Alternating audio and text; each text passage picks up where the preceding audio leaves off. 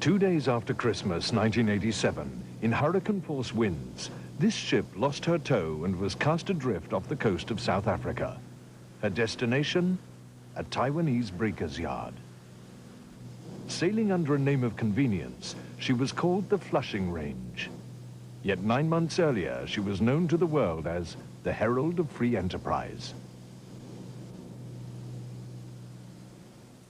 Rescue services are trying tonight to save about 300 people believed still trapped on the British car ferry which capsized off the Belgian port of Zeebrugge.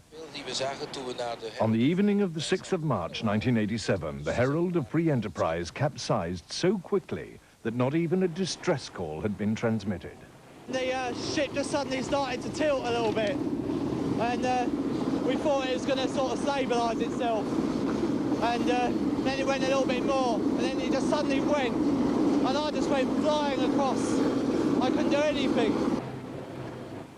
The Herald had been carrying 459 passengers, 80 crew, and a cargo of 131 vehicles. The Herald had berthed at number 12 dock at Zeebrugge, Belgium, but because of an unusually high tide, she had to flood her ballast tanks to lower her bow, so that vehicles could load onto G-deck. This was the usual procedure in Belgian ports. The Herald did not have draft meters, so the captain didn't know how much clearance he had. It was the officer in charge's responsibility to correct the ship's trim at a later stage. On March the 6th, that officer was not on the car deck.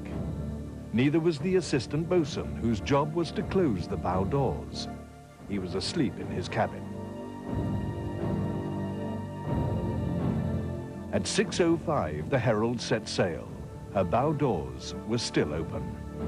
The crew firstly forgot to close the doors, and neither did they check that the doors had been closed and put to sea before they should have done. Although I have to say that at that time it wasn't an uncommon practice to do this, certainly within a few hundred yards of the jetty. Unaware of this, at 6:25, the captain pushed the engine speed from number 4 to number 6. Her speed was now approaching 15 knots. Primarily, the Herald of Free Enterprise went to sea with its bow doors open. It was trimmed by the head, and as it built up speed, the bow wave started to enter the ship through the bow doors. With heavy forward ballasting and an increased speed approaching 18 knots, the bow wave rose dramatically and flooded onto G-deck.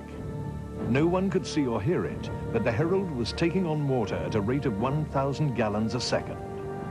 As queues formed for duty-free shopping and passengers enjoyed a meal, they were unaware that by now a total of 5,000 tons of seawater had flooded onto the ship. At 6:28, she listed to port, then to starboard, and turned through 180 degrees. The entire capsize took less than 40 seconds. Rescuers arrived on the scene within 20 minutes. Everything from Belgian tugs, German dredgers, and NATO warships raced to her aid.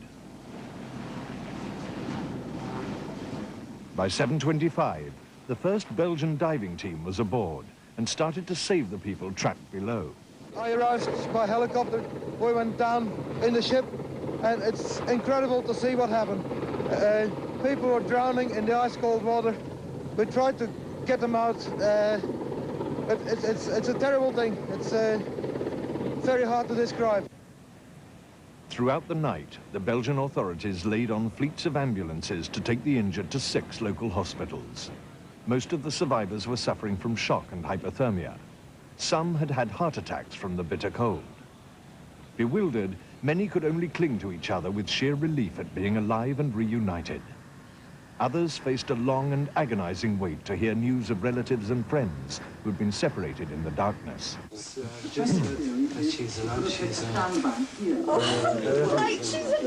It is, yeah. Thank you. Thank you. It was the speed of the capsize which most terrified the survivors. It just went. I mean, it really just tipped, and I could feel us getting further and further over, and people were starting to have to hold on to stop themselves being thrown against the side, and then everything came off the tables, and there was glass flying everywhere. Terrible, That's all I can say. It was terrible, especially for the children and the mothers. It was absolutely awful. The thing that was most distressing was the life jackets were killing the people more than they were saving them. Why was that? There were so many of them. You just couldn't move. Yeah. You couldn't get anywhere. By 3 a.m. the following morning, 8 hours after the Herald sunk, all hope of finding anyone else alive was abandoned. Recovering the dead bodies had become the priority. The elderly and the very young had been the most vulnerable. 193 people had died, 1 in 4 of all the passengers. It was later described as Britain's worst maritime disaster since the Titanic. Dawn the following day revealed the full extent of the tragedy. The fact that she'd just left port, there seemed to be no other vessels involved. The fact that so many people died obviously had a big impact. All these factors came together and forced people to look again at the safety regulations and also the operating procedures on board ro-ro ferries. The Herald's operating procedure was called the negative reporting system. The negative reporting system I understand that they had on board was that if everything was okay, then the master assumed that it was okay unless he heard to the contrary. So the vessel sailed and the master assumed that the doors had been closed rather than actually being informed that the doors had been closed. There are 3 main types of ferry door. The visor, which swings up to load and unload, wing doors, which slide back along the side of the ship, and clam doors, which open on side hinges. Behind each kind is a ramp, which forms an inner door and seal. The design of those doors are quite critical, but also the way in which they are checked to make sure that they are closed before the ship leaves port. This is the problem, of course, with the Herald. As early as 1985, Townsend Thoresen captains had been asking for indicator lights and closed-circuit TV to let them know when the doors were closed. These requests were persistently rejected. Within days of the Herald disaster, however, bridge indicator lights and closed-circuit television were fitted on all Townsend ships. Modern roll-on, roll-off ships, ro-ros, evolved from the World War II landing craft. During the 1950s, as demand grew for foreign travel, so did the size of the ships and the size of the car decks. The first car ferry had sunk as early as 1957. In 1983, Townsend Thoresen's The European Gateway capsized after a collision with another ship. 6 people died. Like the Herald, she settled on a sandbank. The European Gateway in 1983 was the first warning sign that there was something seriously wrong with these ships. The cause is not of really great importance. The important factor is that water can, by some means, get onto the car deck. Now, if the car deck is open to the sea, the ship is liable to capsize in a few minutes, 2, 3, 4, 5 minutes. So we have a phenomenon of rapid capsize of ro-ro ferries due to water on the car deck, which most people would find totally unacceptable. But why do these ro-ro ferries capsize so quickly? Well, most ships will go over to an angle of heel and then come back again. That's the righting moment that is built into the ship. So most ships could come back from 20 degrees quite easily. When you have water getting onto the car deck, it creates an unsettling moment on the ship. We call it the free surface moment. But if you take a basin of water and try to carry it, you will find that the water will move to one side and you have to keep correcting it. It's the same effect on a ship. The moment or the weight of the water moving to one side will be a greater moment than the righting moment for the ship to keep it afloat. And in that case, the ship will capsize. In April 1987, a series of tests were commissioned on a model of the Herald. It is, first of all, quite easily predictable from calculation that water on a car deck in even quite small quantities can be dangerous. The tests done at BMT at Teddington reproduced these in a model, and they showed that in various sea states, a vessel with the bow doors open would ship water and capsize.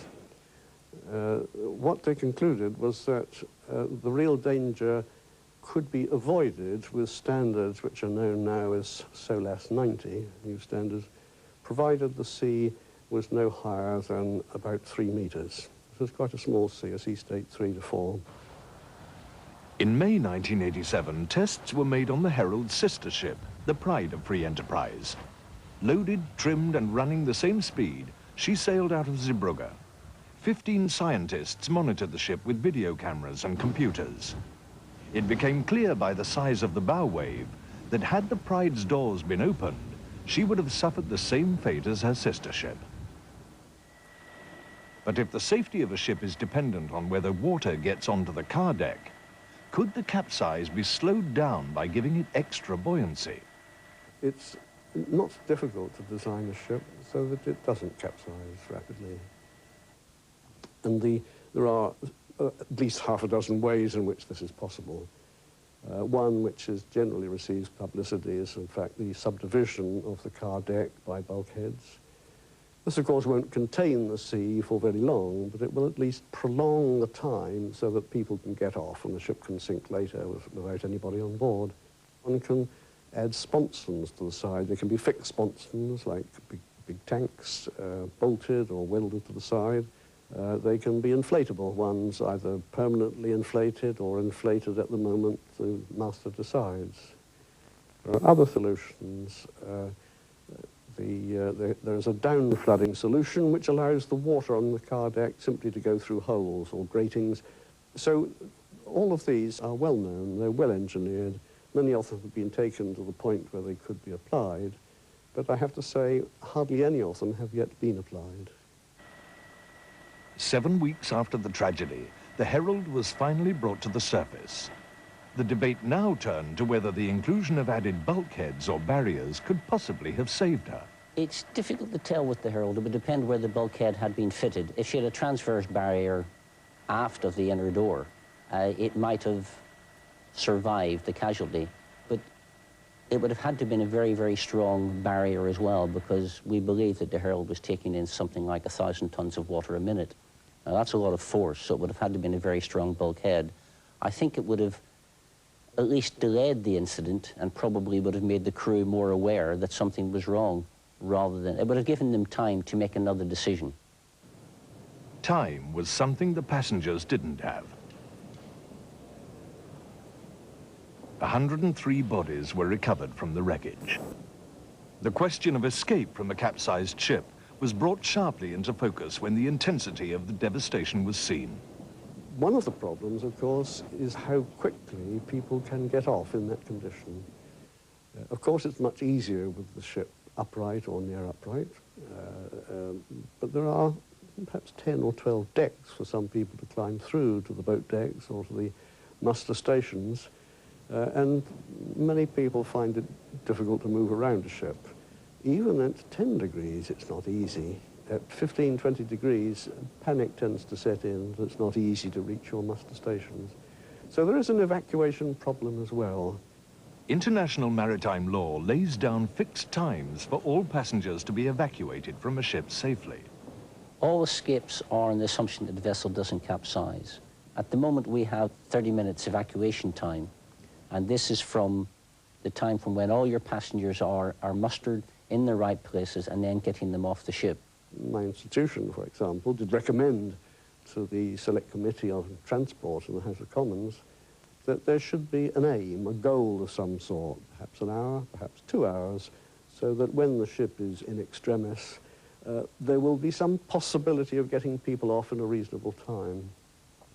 This was not found acceptable, not because it wasn't a good idea, but because it can't be put into law. The Herald was finally towed out of Zeebrugge to prepare for her last voyage to the breaker's yard. She bore grim testimony to her design. No such ferries would be designed in that way, I think, ever again. These lessons have been well learnt. People perhaps may not have lost their lives in vain. But on the 28th of September 1994, it happened again.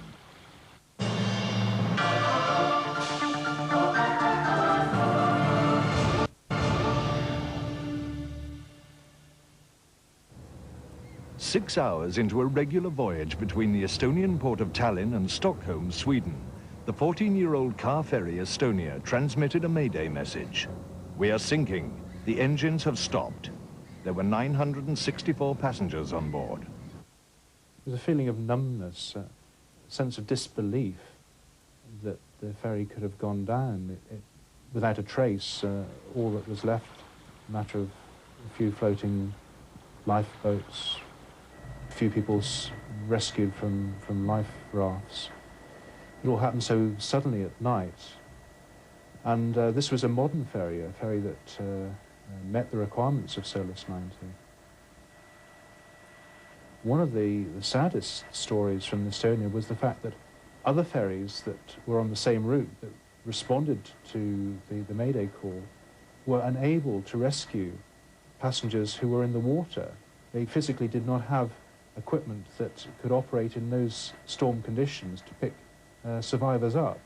They had to wait for the helicopters to come out onto the scene in daylight and hoist people to safety. By the following day, rescuers were recovering bodies at the rate of 4 an hour. It remains a mystery exactly how many died, as children under 5 were not recorded on the passenger list. Officials estimated 900, but in reality there were more. Initial signs once again pointed to the bow doors. The Estonia had a visor with an inner door which also acted as a loading ramp. But before investigators could definitely state why the Estonia had sunk, they first had to find her. The salvage ship Halley swept the area with sonar. They made contact, but what disturbed them was a large object 20 yards away. Could this be the bow door?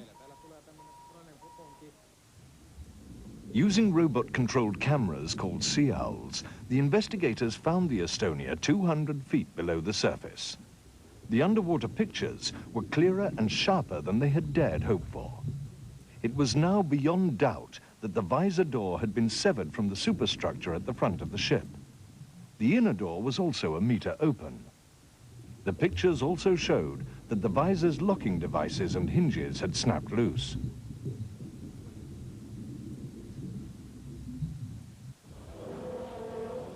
Seven weeks after the disaster, the door was finally raised. An answer could finally be found for the Estonia's sinking. She went to sea in, I think, force 8, force 9, but there were high seas as well, and she took a lot of pressure on her bow door. This upward pressure appears to have broken the locking bolt at the bottom of the bow door. Now, in releasing that, then the upward pressure of the waves kept opening the bow door, and because there was an interconnection between the bow door and the inner door, when the bow door came off, then it tore away the supports for the inner door. So they had the dual effect of losing the bow door and then opening the inner door at the same time. Then you have the Herald scenario with both doors open and water going onto the car deck very, very quickly. More than 500 of the ship's passengers had been Swedish. It was the country's worst maritime disaster.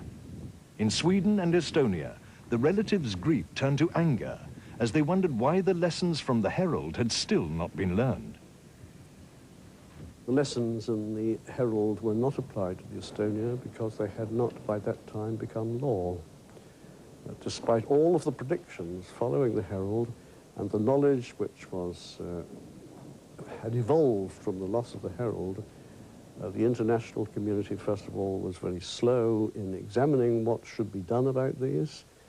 There was no voluntary action by the owners themselves to address the matter. They were waiting for international law. Some Scandinavian ship owners did take action by welding together their visor doors. The welding up of the bow doors, I think, was a very sensible knee-jerk reaction. I would have done the same if I'd been there. I think in retrospect, then there could well be a relaxation of that requirement. I personally don't feel too unhappy about visor doors, provided that they're designed with great care. In Britain, visor doors were checked by the Marine Safety Agency, whose responsibility it was to inspect shipping. We have surveyors in most of the districts around the United Kingdom, and they go down to ports, board ships for compliance with international legislation. They would initially check the certificates, make sure that all the certificates are in order, and if they feel that there is something wrong with the ship, they have the powers to do a more thorough inspection. Now, if they find that a ship didn't comply with international law or was deficient in pieces of equipment, particularly life-saving appliances, then they have the powers to detain that ship. In Northern Europe, 50 million people a year use car ferries. Their safety record is equal to air travel, but until maritime law becomes truly international, how can ship designers and safety experts face the future? I would feel that we look at ship design from an international perspective at the moment, whatever type of ship we're looking at. And really we should address roll-on, roll-off ships that trade in open sea conditions in the same light. We really should look at trying to establish an internationally agreed standard for the design and operation of ro-ro ships. And that highest design should be enforced throughout the world. But there are about 170 ferries operating out of the UK. Now, of those, about 70%, well over 100, do not conform to standards in excess of the, so far as floodability of the car deck is concerned, in excess of those that pertained in the Herald, 70%. There are about 2,300 ferries worldwide. About 10,000 people have lost their lives in the last 15 years in ferries. There will be another accident, of course. There always is another accident.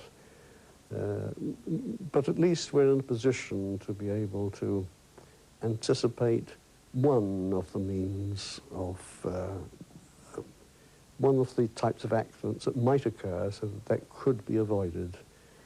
And I would be reasonably satisfied if all ferries were now able to survive in an upright condition with the various ways in which we have proposed for sufficiently long to get the people off.